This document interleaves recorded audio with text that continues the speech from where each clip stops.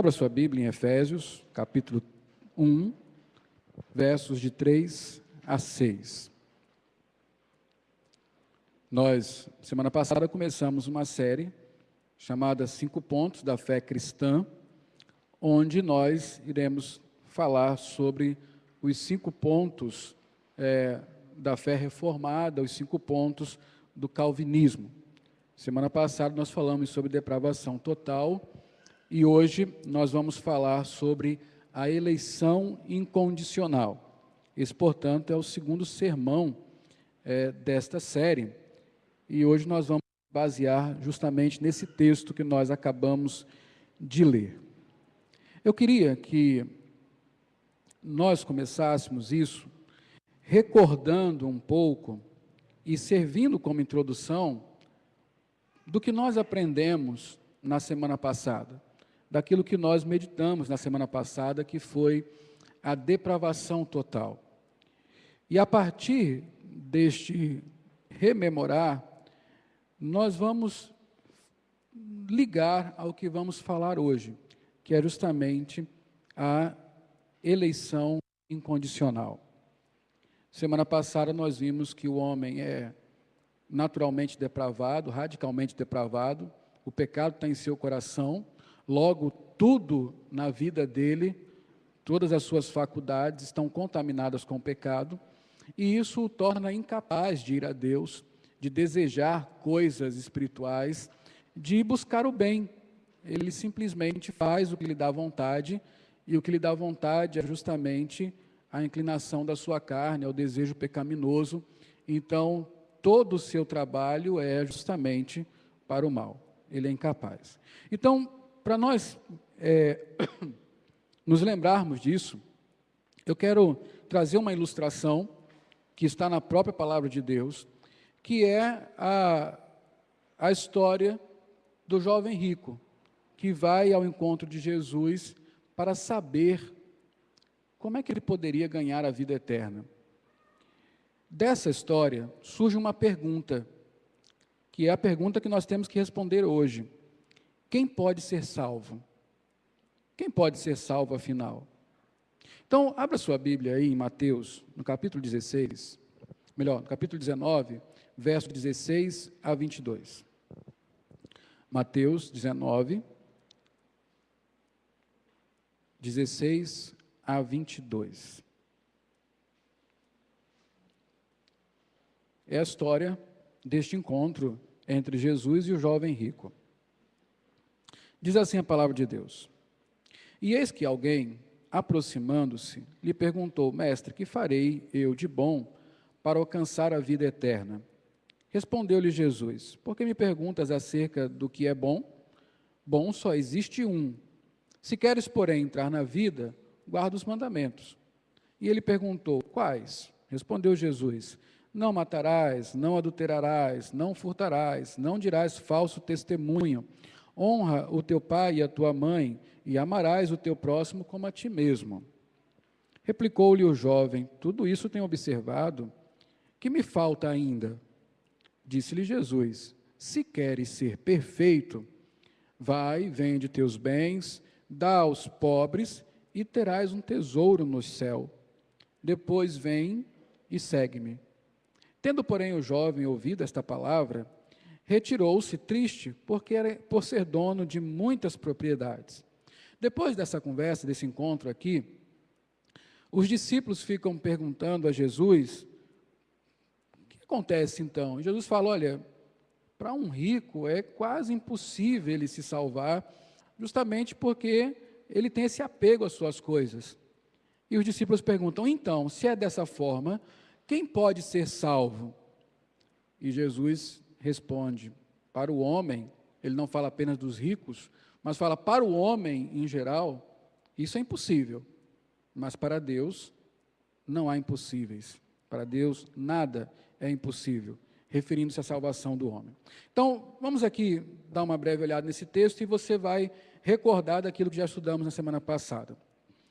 Vem um jovem e pergunta para Jesus: Mestre, o que farei para alcançar a vida eterna? A resposta de Jesus é baseado na depravação total do homem. Ele fala: por que você me pergunta o que é bom? Só há um bom. Quem é esse bom a quem Cristo está se referindo? A Deus. Só Deus é bom. Essa afirmação de Jesus tem por trás dela uma outra afirmação. Se só Deus é bom, quer dizer que fora de Deus, ninguém é bom. Dentre os seres humanos, não há um bom. Isso a Bíblia repete constantemente: não há um justo, nem um sequer. Ou seja, nessa primeira resposta, Jesus está dizendo para aquele jovem: veja, você não é bom, porque bom é somente Deus. E você também está criando uma coisa difícil. Você não sendo bom, você também não pode fazer coisas boas, porque a árvore ruim produz fruto ruim. O natural para aquele jovem, para todo homem, é justamente produzir o que é mal. Então Jesus diz aqui: você é um depravado espiritual, você é um totalmente depravado, um radicalmente depravado. Como você vem me perguntar sobre coisas boas, uma vez que só há um que é perfeito e bom, é Deus? Bom, segue aqui o diálogo entre Jesus e o jovem, e Jesus agora vai afirmar para ele que ele é incapaz espiritualmente. Ele já não é bom, porque só há um bom, que é Deus. E como é que Jesus fala isso? Ele diz: olha, se você quer se você quer a vida eterna, basta uma coisa apenas: você cumpra os mandamentos, faça tudo lá. E, bom, ele diz: eu cumpri os mandamentos. Essa é uma condição. Se alguém puder obedecer à lei de Deus perfeitamente, essa pessoa teria direito à vida eterna. Está lá. É simplesmente isso. Basta você ser plenamente justo, perfeito, e você terá direito à vida eterna. Então Jesus fala para ele: se você quer entrar na vida eterna, guarda os mandamentos. E aquele jovem disse: quais? E Jesus explica para ele, começa a dizer lá os mandamentos, e ele falou: eu cumpro isso desde a minha infância. Aquele jovem tinha uma pressuposição a respeito dele mesmo, de que ele era realmente obediente aos mandamentos, que ele era capaz de fazer coisas espiritualmente boas. Mas aí Jesus propõe um teste. Qual é o teste? Bom, se você cumpre realmente os mandamentos, faça o seguinte: se queres ser perfeito, ou seja, se você realmente é justo, um cumpridor perfeito da lei de Deus, você precisa fazer uma coisa então: vai, vende os teus bens, dá aos pobres, e terás um tesouro no céu. Depois vem e segue-me. E você conhece a história, você viu que aquele jovem, ele não aceitou o desafio, pelo contrário, ele ficou triste com a resposta de Jesus, com a proposta de Jesus, e foi embora. Não seguiu a Cristo, não fez o que Cristo mandou, e continuou com os seus bens. Veja bem, a lei de Deus, os 10 mandamentos, basicamente, ela se resume em 2: amar a Deus sobre todas as coisas, ao próximo como a si mesmo. Alguém que está tão apegado aos seus bens, que não consegue compartilhar com o outro, prova que não ama o próximo como a si mesmo. Alguém que está tão apegado aos seus bens, que não consegue se desfazer dele para ter uma comunhão com Deus, prova que não ama a Deus acima de todas as coisas.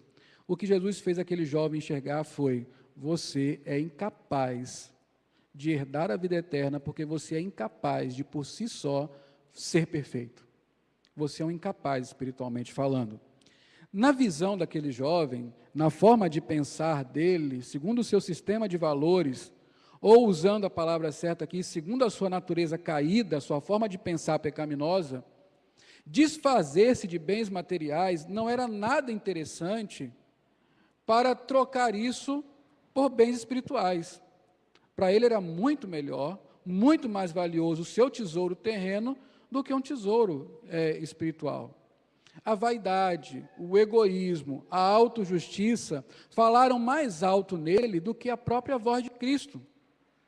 Ele sozinho não pode fazer o bem, ele sozinho não pode ser perfeito. Jesus está dizendo, você é um incapaz espiritual, você não tem como, da forma como você está pensando, herdar a vida eterna. Ninguém pode adquirir. E essa é a realidade de todos os homens. E é justamente por isso que os discípulos perguntam a Jesus, a nossa pergunta inicial, se é assim, se o homem é radicalmente depravado, e o homem, por causa disso, é espiritualmente incapaz de buscar a Deus e as coisas de Deus, como é que este homem, então, pode ser salvo? Quem pode ser salvo? Essa é a pergunta que nós vamos responder hoje. Jesus respondeu aos seus discípulos, isso é impossível aos homens, mas para Deus tudo é possível. E só já dando um adiantamento aqui, o que Jesus está dizendo a respeito de salvação, nós aplicamos muito esse versículo em situações difíceis e adversas, mas aqui o tema tratado neste texto é salvação da alma humana. Ele está dizendo, a salvação de uma alma é impossível para o homem. O homem não pode salvar a sua própria alma, nem salvar a alma de ninguém.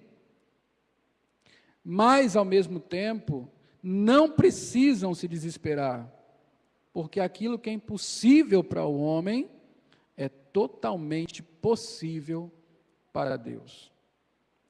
E essa é a boa notícia. Mas vamos lá. É nesse ponto que nós entramos na segunda doutrina dos 5 pontos, a eleição incondicional. Como é que as pessoas podem ser salvas? Essa doutrina responde justamente isso. Então, Efésios, volte lá para Efésios, capítulo 1, verso de 3 a 6, deixe sua Bíblia aberta aí, ele fala justamente disso.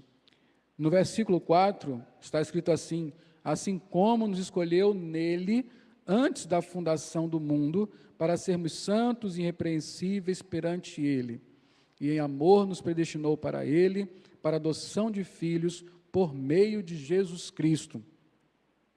Então, há uma coisa aqui interessante, que Deus escolhe pessoas para serem salvas. Essa é a afirmação bíblica. Mas vamos devagar, para que nós possamos entender muito bem. Então, a primeira coisa aqui, que nós vamos afirmar, é justamente esta frase do versículo, Ele, Deus, versículo 4, nos escolheu antes da fundação do mundo para sermos salvos. A salvação se dá, o homem pode ser salvo quando Deus o escolhe para ser salvo. Deus escolhe. Essa é uma coisa que nós temos que entender, que Deus escolhe, Deus é livre para escolher. 2 textos vão mostrar isso. Primeiro, Deuteronômio 7:6. Abra sua Bíblia aí.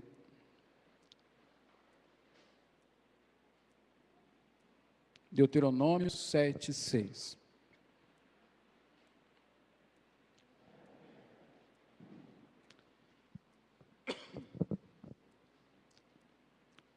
Vamos ler juntos esse texto? Deuteronômio 7:6.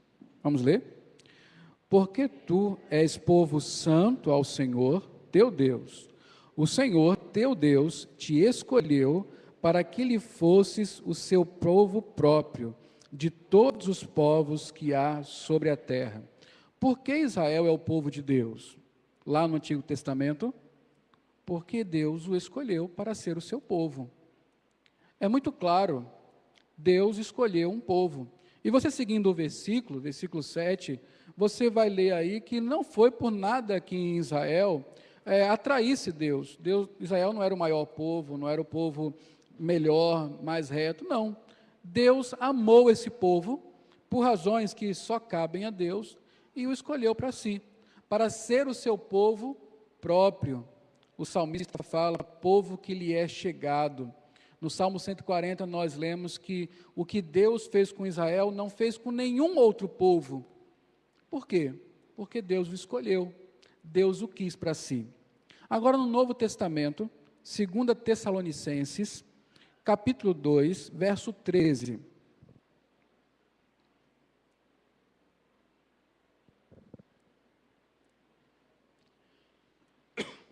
Segundo aos Tessalonicenses 2, 13.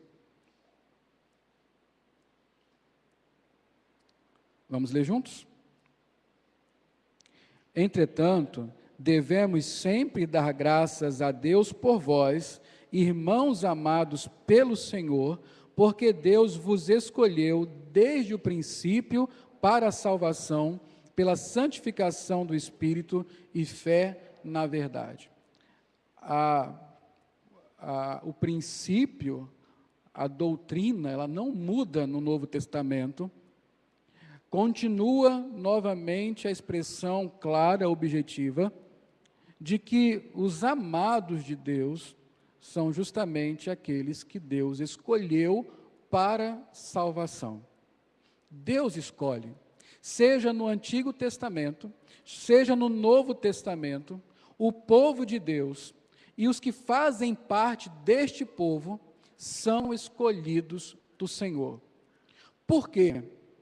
Nós não sabemos por que Deus escolheu pessoas, nós sabemos que há razões na bondade de Deus, ou seja, no seu amor, na sua graça, na sua misericórdia, que o fez olhar de maneira diferente para alguns membros da raça humana e os separou estes membros para si, a fim de salvá-los, para fazer parte do seu povo, para compor o número daqueles que ele queria perto de si, para salvar, para proteger, para amar, enfim, tudo isso que nós sabemos. Uma verdade que não se pode negar, pode até ser difícil de aceitar, é que Deus escolhe, é que Deus separa para si quem Ele quer. É que entre os da raça humana, alguns foram separados por Deus para fazerem parte do seu povo. Essa é uma verdade irrefutável nas Escrituras Sagradas. A outra coisa que nós vamos afirmar aqui, segundo o texto, é que Deus escolhe incondicionalmente. Olha o versículo 5. No versículo 5 nós lemos: segundo o beneplácito da sua vontade. O cânon de Dort, artigo 7, lá atrás do seu boletim, tem explicações sobre esse cânone. É a partir desse cânone, dessa sistematização da doutrina bíblica, que surgem os 5 pontos. Os cinco pontos do calvinismo são um resumo desses cânones, chamados cânones de Dort. Aí tem a história dele, você pode ler depois. O artigo 7, veja que coisa maravilhosa expressaram aqueles irmãos como expressão de fé reformada e bíblica. Diz assim: a eleição é o propósito imutável de Deus, pelo qual Ele, antes da fundação do mundo, segundo o soberano beneplácito da sua vontade e por pura graça, escolheu para a salvação em Cristo um número definido de pessoas específicas, agora observe isso, em nada melhores nem mais dignas que as outras, porém envolvidas na mesma miséria dos demais. E eu vou explicar isso melhor, é justamente isso que quer dizer eleição incondicional. É que Deus não escolheu pessoas porque elas mereciam ser escolhidas, porque nelas havia algo de especial, porque havia alguma condição nelas que satisfizesse os padrões de Deus, e aí sim Deus resolveu separá-las para si. Não, Deus escolheu pessoas que são iguais às demais pessoas.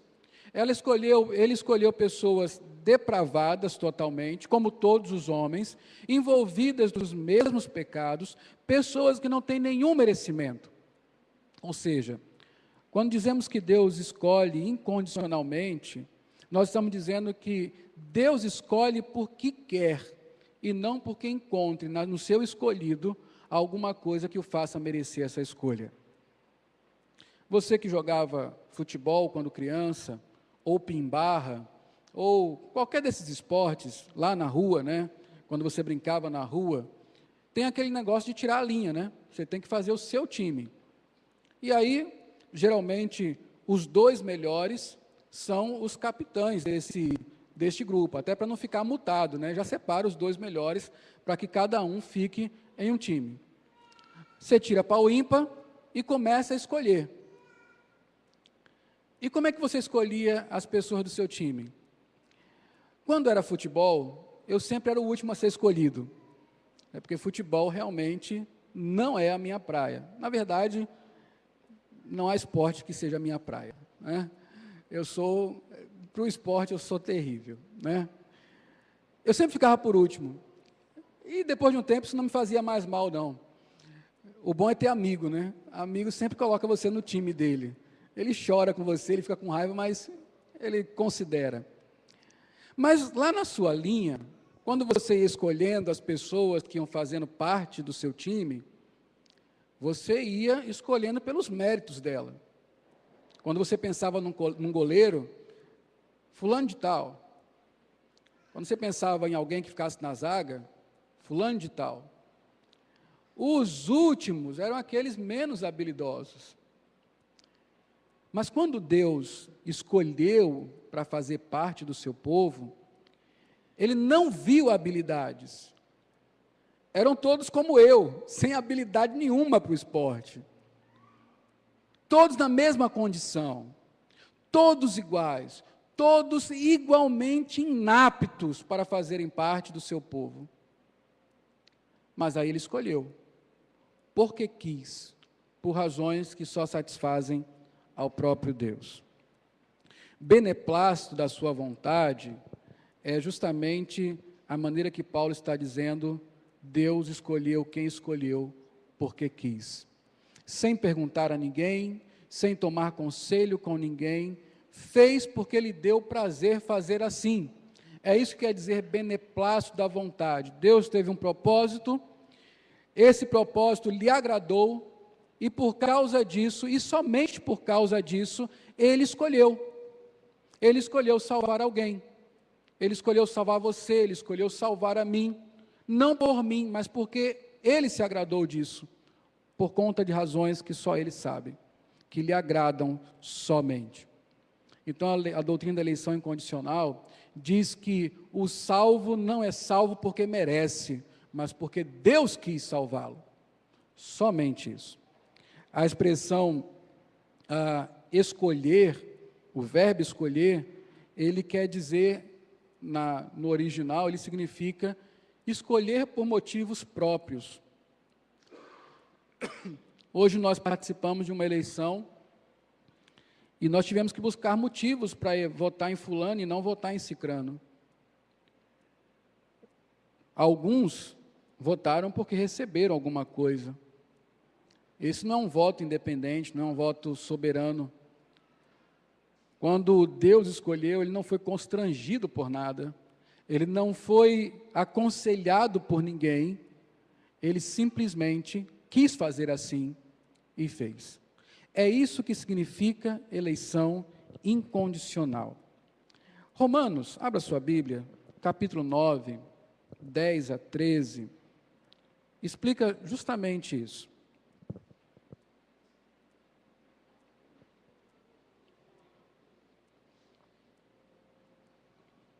Romanos 9, versos de 10 a 13. Preste atenção no que está escrito aí. E não ela somente, mas também Rebeca, ao conceber de um só, Isaque, nosso pai, e ainda não eram os gêmeos nascidos, nem tinham praticado o bem ou o mal, para que o propósito de Deus, quanto à eleição, prevalecesse, não por obras, mas por aquele que chama, já fora dito a ela, o mais velho será servo do mais moço, como está escrito, amei a Jacó, porém me aborreci de Esaú. Veja aqui, Lá em Efésios, nós lemos que Deus escolheu, e essa escolha foi feita antes da fundação do mundo. Ou seja, quando Deus escolheu os seus escolhidos para salvá-los, eles sequer tinham nascido. Não havia mundo ainda. Nem Adão e Eva existiam. Eles também não tinham pecado ainda. Ou seja, não tinha sido feito nenhum bem e nenhum mal. Então, não foi a obra dessas pessoas que constrangeu Deus a escolhê-las, mas simplesmente a vontade de Deus. Essa escolha foi feita antes da fundação do mundo.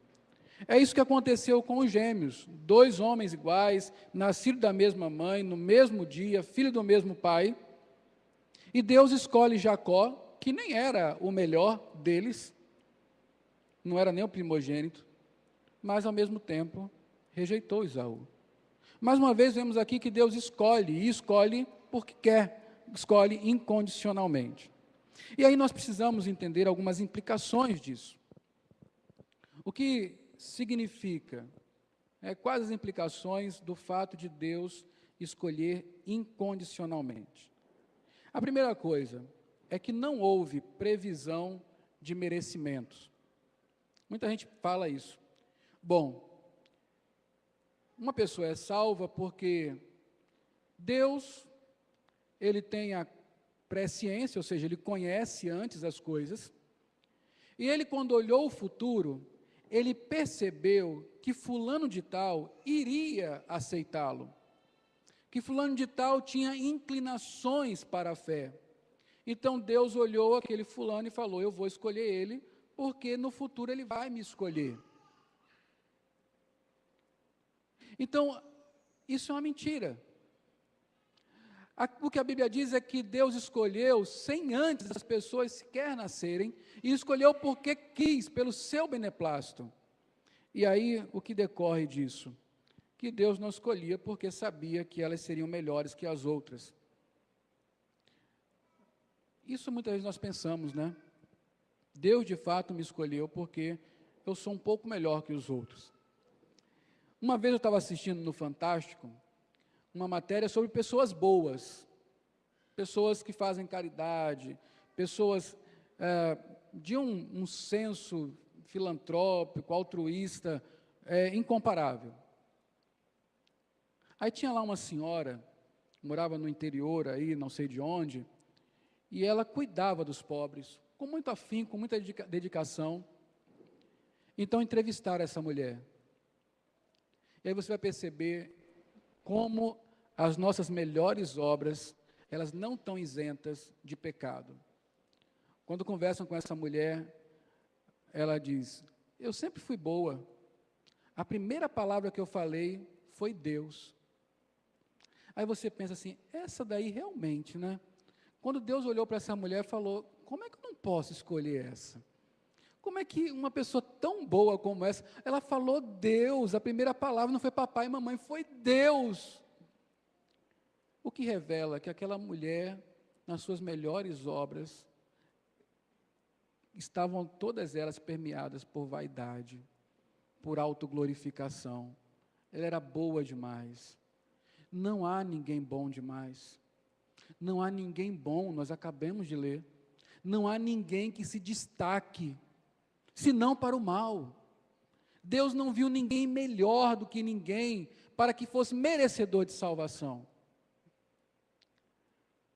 Quando alguém é salvo pela graça de Deus, e não porque era melhor do que o outro.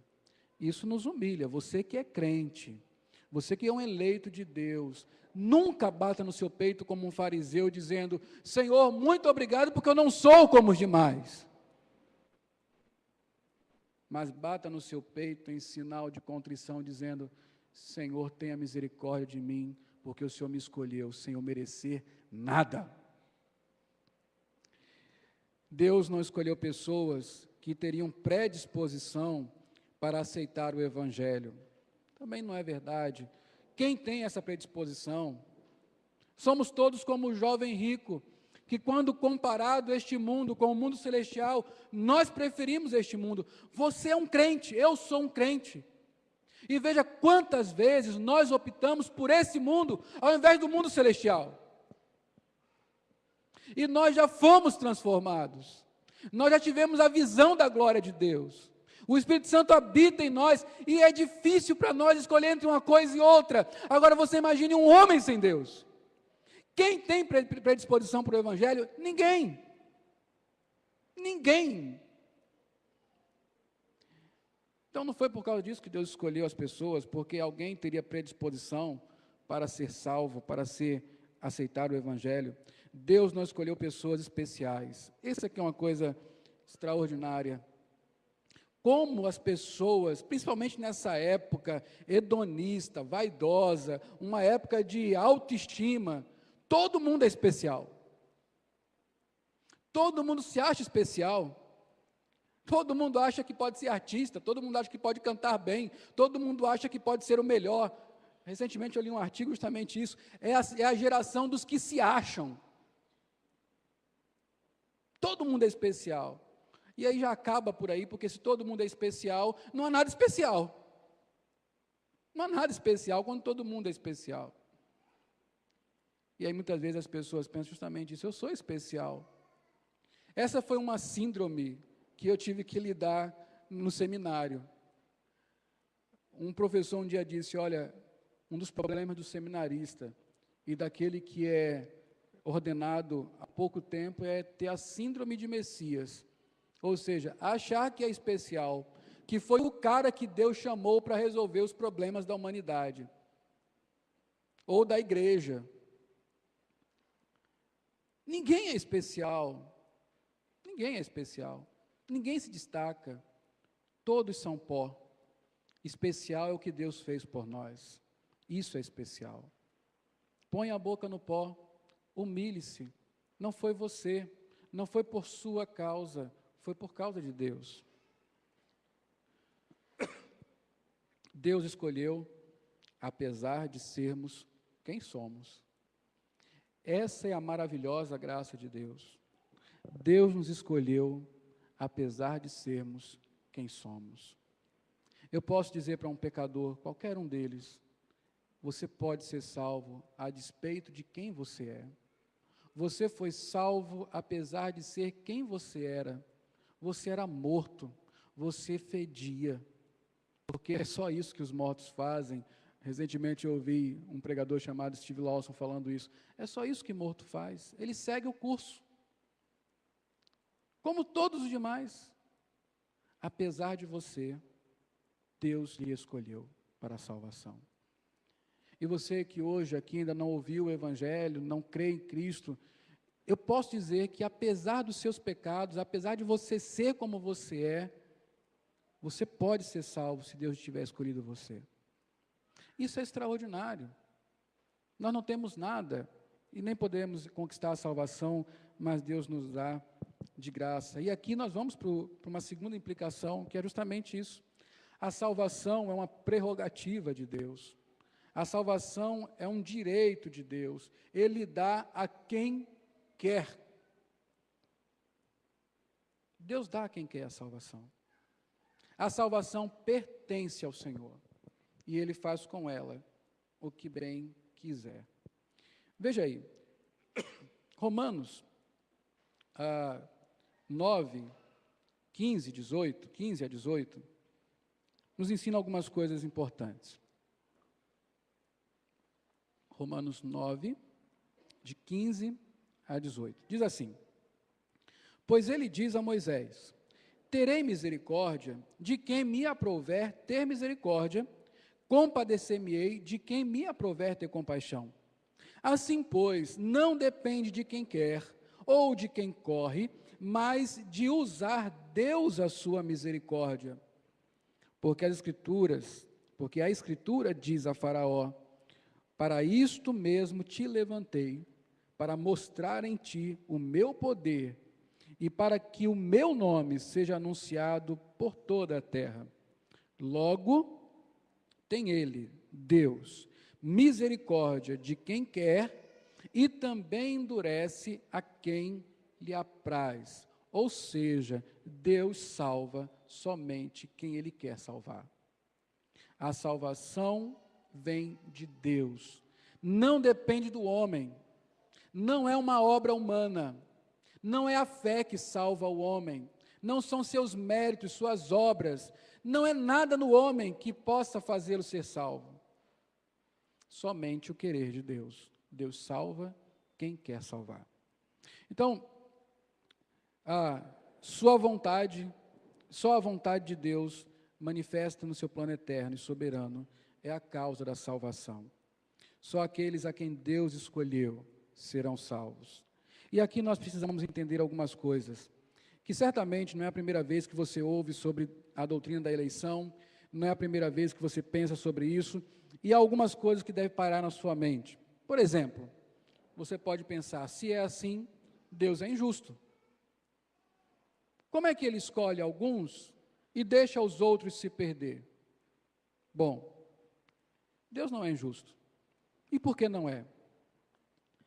A totalidade da humanidade estava perdida pelos seus próprios pecados, por culpa deles mesmos. Desde que Adão pecou, nós nos tornamos totalmente depravados, é nossa responsabilidade estarmos perdidos. E como perdidos, estamos sujeitos à lei de Deus, ao seu juízo, e o juízo é morte. Todos merecem isso. Todos merecem a morte eterna. Agora, Deus teve misericórdia de alguns. E desses que Ele teve misericórdia, Ele separou para si. Ele escolheu e os anistiou em Cristo Jesus. Veja, Deus não está punindo ninguém por pecados que não cometeu. Deus não está condenando ninguém por crimes que não cometeu. Ele seria injusto se Ele estivesse condenando pessoas por crimes que elas não cometeram, mas Ele não fez isso. O que Ele fez, da multidão de condenados, Ele escolheu alguns para si, para salvá-los, para tirar deles a culpa do pecado, para tirar deles a punição do pecado. Nisso não há injustiça. O que há é a grandeza de Deus em exercer misericórdia com quem Ele quer ser misericordioso. Deus não é injusto. A doutrina da eleição ressalta a sua misericórdia e a sua graça, em pegar pecadores perdidos e chamar para si, para salvá-los. Então Deus não é injusto. Você vai encontrar aí no texto que nós lemos em Romanos, que Deus endureceu o faraó. E aí você novamente vai dizer assim, então, veja aí, o faraó não se arrependeu porque Deus o endureceu. Endurecer não quer dizer que Deus fez o coração de Faraó ser mais pecaminoso do que ele já era, ou que Deus tenha colocado no coração de Faraó mais pecados além dos que já havia lá. Deus não colocou nenhum pecado em Faraó. Deus não tornou o Faraó mais pecador. O que Deus fez então? Deus simplesmente tirou os freios de Faraó e disse, faça agora o que você quiser fazer.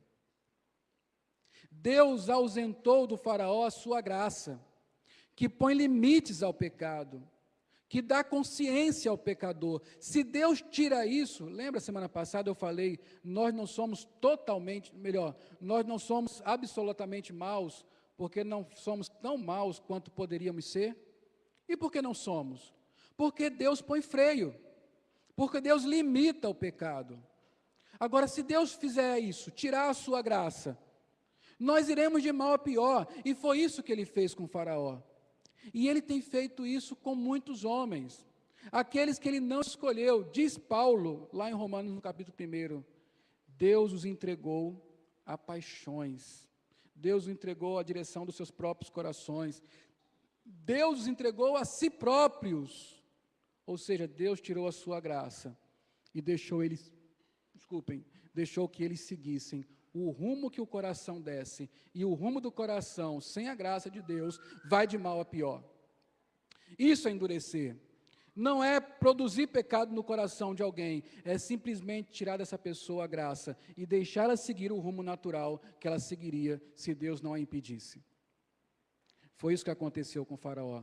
Deus não é injusto. Pelo contrário, Ele é misericordioso com os seus eleitos, porque freou em nós a antiga natureza perversa e nos deu uma nova natureza que caminha para as coisas celestiais. Deus não é injusto, Ele é misericordioso. A salvação não é universal. Meus irmãos, nós nunca ganharemos o mundo para Jesus Cristo. Nós nunca ganharemos Aracaju para Jesus Cristo. Nunca haverá um lugar onde a totalidade das pessoas sejam salvas, porque a salvação não é universal. A salvação é apenas para os eleitos de Deus. Pregar o Evangelho não é pregar para que todos sejam salvos. Pregar o Evangelho é anunciar as obras de Deus e os eleitos ouvirão e serão salvos.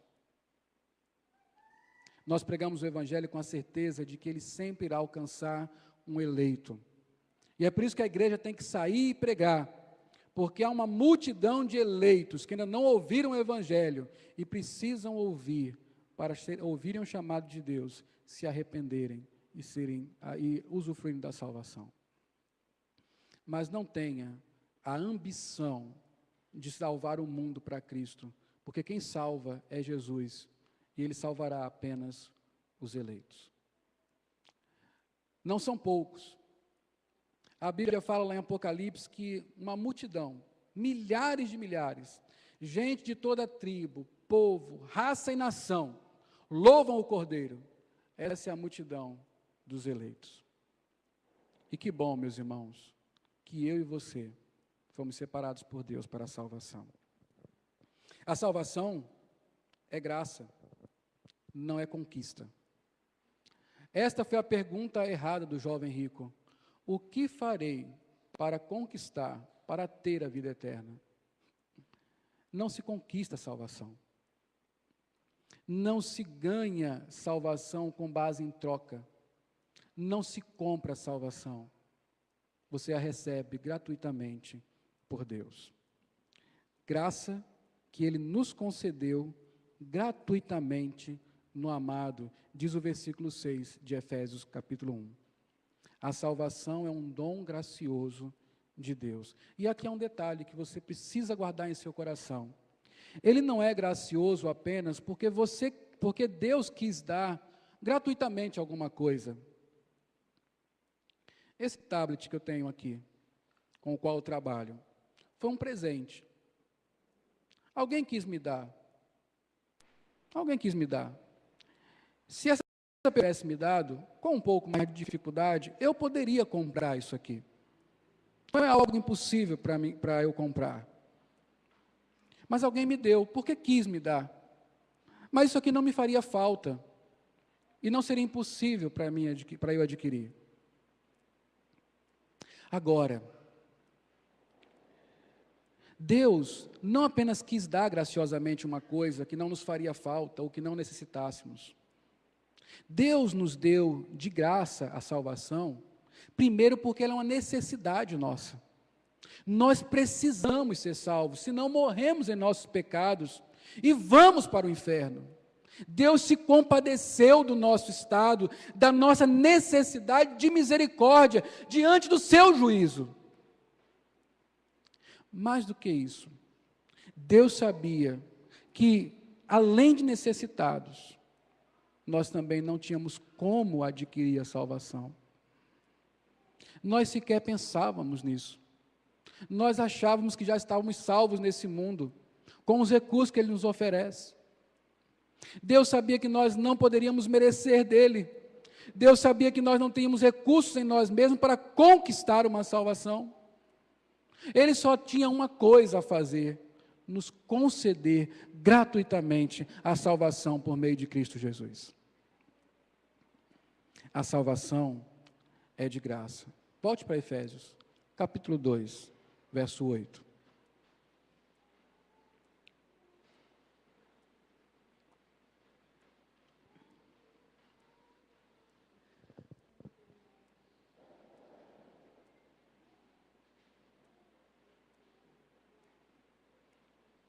Vamos ler juntos? Porque, pela graça sois salvos, mediante a fé, isso não vem de vós, é dom de Deus. Salvação é graça. A fé que nós usamos para crer, o meio para sermos salvos, ele também nos é dado por Deus. É o primeiro fruto do Espírito Santo em nossa vida. A salvação é graça de Deus. Meus irmãos, nós somos, como eleitos de Deus, privilegiados num mundo perdido. O mundo que está sobre a ira de Deus, dentro dele tem um povo que é o povo amado do Senhor, que são os eleitos de Jesus, por quem ele morreu e por quem ele quis salvar. A doutrina da eleição produz em nós um reconhecimento de que não somos nada, não somos diferentes, não somos especiais, não somos melhores, não tínhamos predisposições para o Evangelho, nada disso. Nós precisamos ser salvos, mas não tínhamos como adquirir salvação. Mas então Deus, lá na eternidade, olhou para cada um de nós, Ele nos conhecendo pelo nome, Ele foi alistando cada um daqueles que Ele quis salvar. E mais do que isso, Ele não apenas quis, Ele efetivamente salvou, quando enviou o seu Filho Jesus para morrer por nós. Cristo não morreu genericamente, Cristo não morreu pelo mundo, Cristo morreu exatamente por mim e por você. É disso que nós vamos falar na semana que vem, porque Cristo morreu pelos eleitos. Não estava aí uma oferta de concurso público, quem quiser venha. Não, Ele foi lá pensando em mim, Ele foi lá pensando em você especificamente. Isso é extraordinário, porque eu não sou diferente dos outros, mas Deus me amou de uma maneira tal que me escolheu e até enviou seu Filho para me salvar. O que isso toca no seu coração, como isso atinge a sua vida? E aqui nós vamos para o final, que é o último ponto, e já a aplicação, é o propósito de Deus em escolher pessoas para salvá-las. Volte em Efésios, se você tiver com o texto fechado, abra novamente em Efésios. Efésios, capítulo 1, verso 3. Verso 4, diz assim: assim como nos escolheu nele antes da fundação do mundo, para, objetivo, para quê? Para santos e irrepreensíveis, e em amor nos predestinou para ele, para a adoção de filhos, por meio de Jesus Cristo, segundo o beneplácito da sua vontade, para, o quê? Louvor da glória da sua graça. Há muitos que usam mal a doutrina da eleição, da predestinação, fazem até anedota. Bom, se é assim então, se eu fui eleito e Deus me quis salvar e eu sou salvo para sempre por causa da eleição, então eu posso viver a vida como eu quiser, eu posso cometer pecados, porque Deus já me escolheu mesmo, então eu vou viver aí e nada vai mudar. Essa é uma mentira de Satanás. Satanás bota essa mentira em crente inescrupuloso, em crente que não quer compromisso com Deus, em crente que não conheceu a Cristo realmente. Porque a eleição tem um propósito. A eleição tem um propósito de nos salvar dos nossos pecados e agora nos fazer viver em santidade de vida, viver uma nova vida. Veja bem, o eleito é alguém que tomou consciência de que era um depravado, como todos os outros homens, escravo do pecado, mas agora os seus olhos foram abertos. Ele viu a graça de Deus. Ele agora entende que o caminho pelo qual ele andava, o caminho largo, esse caminho conduz à morte. Ele agora sabe que o caminho da vida é o caminho estreito. Ele conhece o amor de Deus. Ele sabe o quanto Deus pagou para salvar a sua vida, o quanto custou a eleição. Ele sabe disso. O seu coração agora se enche de gratidão, de reconhecimento da graça de Deus, da sua bondade, porque ele sabe que não tem merecimentos, mas que Deus quis assim.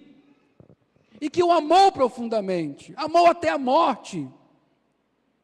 Ele sabe o que Deus fez por ele, ele olha para a cruz, ele vê Cristo morto, vê Cristo ressuscitado, vê as bênçãos espirituais sobre ele, ele sabe agora que há uma nova vida, ele não consegue viver pecando. Ele não consegue viver a antiga vida, ele não consegue viver sem ser santo, ele não consegue viver sem usufruir a comunhão com Deus, ele quer mais de Deus, ele quer chegar ao final dessa carreira, ele quer experimentar a plenitude do que é ser um eleito, e estar na glória com Deus. Então ele vive uma vida de louvor ao Senhor, ele vive uma vida de adoração a Deus, ele sabe para que ele foi eleito.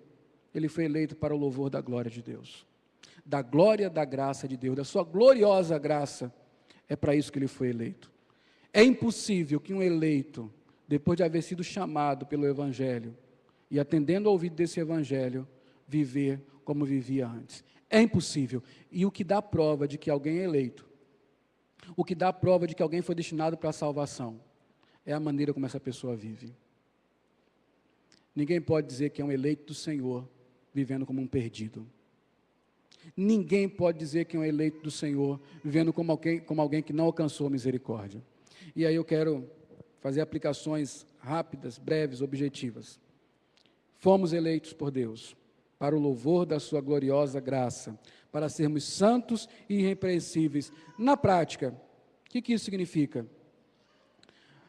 Paulo continua a carta de Efésios, e ele mesmo faz as aplicações.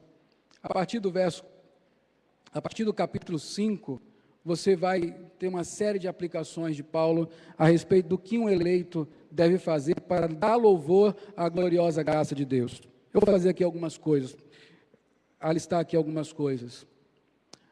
Você que é um homem eleito, para o louvor da glória de Deus, seja um marido bom, louve a Deus na direção da sua casa, no amor que você dedica à sua mulher. É assim que você glorifica a Deus, é assim que um eleito vive.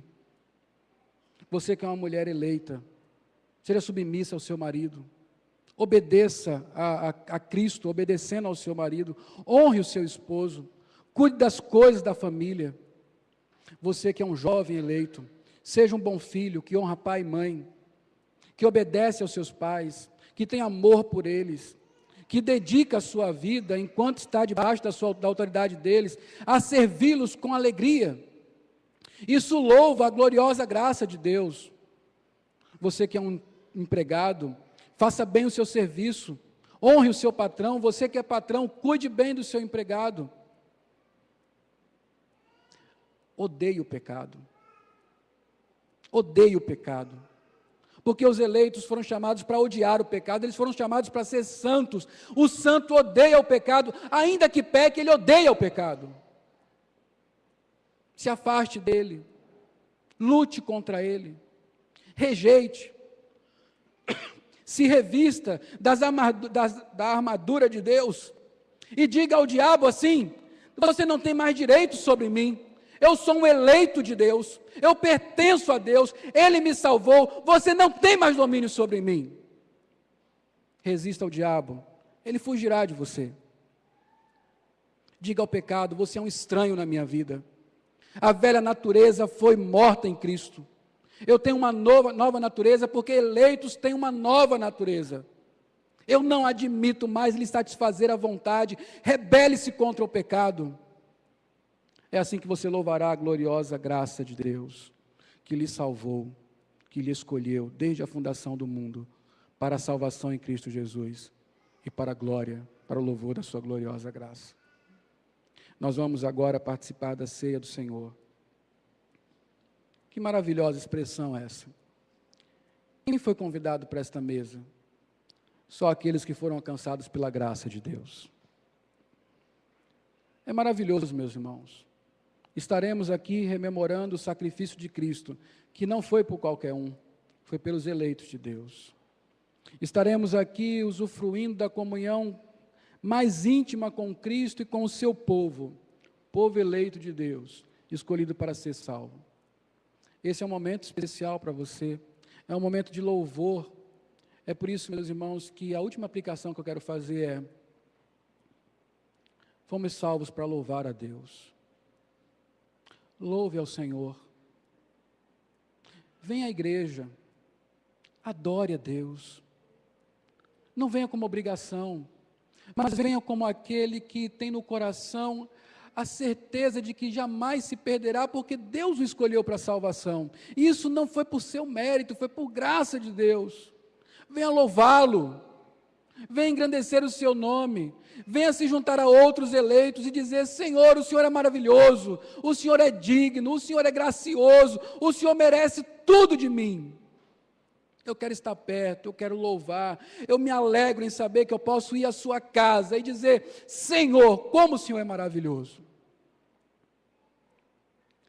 Meus irmãos, se a eleição, a consciência do que Deus fez por nós, através da sua eleição, estiver gravado em nosso coração, eu não tenho a menor dúvida de que nós seremos crentes mais fervorosos, mais animados, mais fiéis, mais dignos daquele que nos salvou. Ore ao Senhor.